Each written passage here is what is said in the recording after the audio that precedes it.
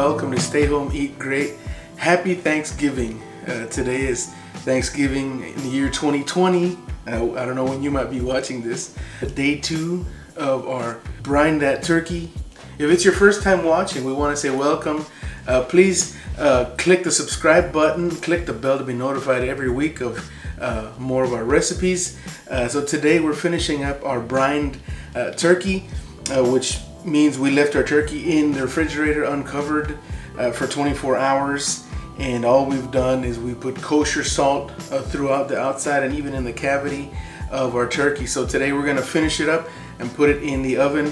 I have my oven at 450 degrees already, so it's standing by as we get to this next part. So here we go. Follow me to juicy, crispy turkey. We took the turkey out of our roasting pan and I just rough cut some onion and celery. So let's just put this all in here, mix it up a bit. Some celery, some onion. So we have this here. Next we want to put in a little bit of thyme. I have some fresh thyme here. So with the thyme you give it a little once over like this. Put it over the top. And so next I wanna bring in the giblets and the neck. And so we're just gonna place these in here. And the neck. So we're gonna put that in there. Next we want to get our turkey, which is on our rack here, and place it just on top of this, just like this. All right. And we have butter. Butter is in order here.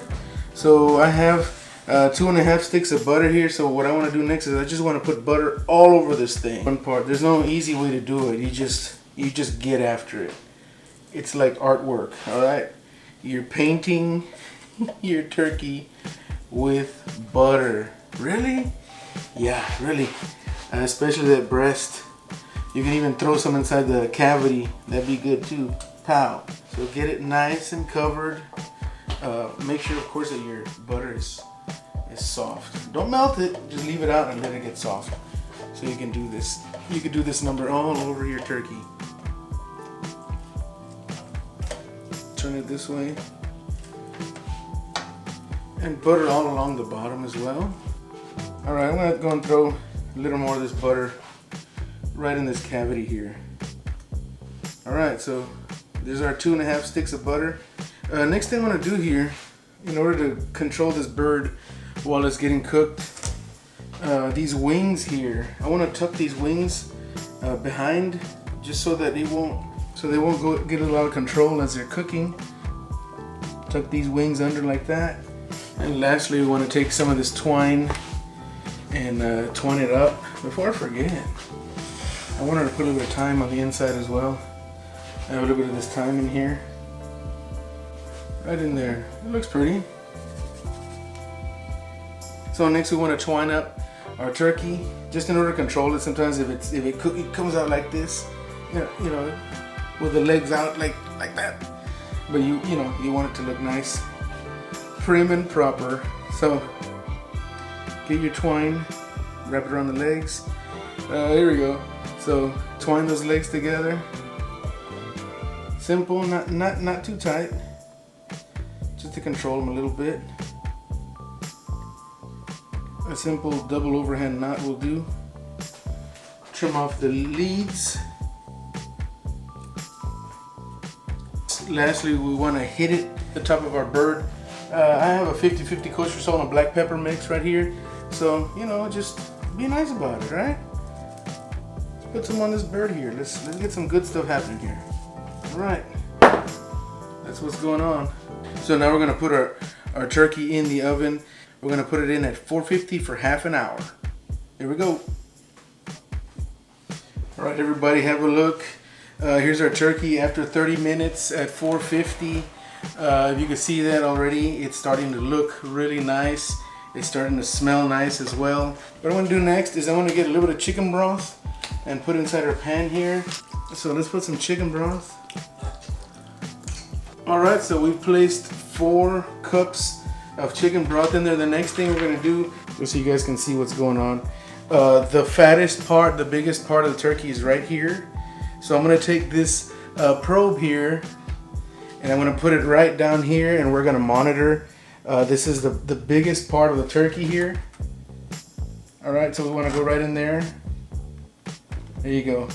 I'm gonna connect it to my thermometer here. We're gonna keep this outside and monitor. So we're going back in the oven at 350, okay, until this probe reads 160 degrees internal temperature. That's what we're looking for. See you guys at 160 degrees. All right, this is the end of part 2 of our Brine That Turkey. So we put in our turkey at 8:45 and it came out right at 12. So it took 3 hours and 15 minutes to reach temperature. So what I've done is I've took it out as soon as it hit 160 degrees.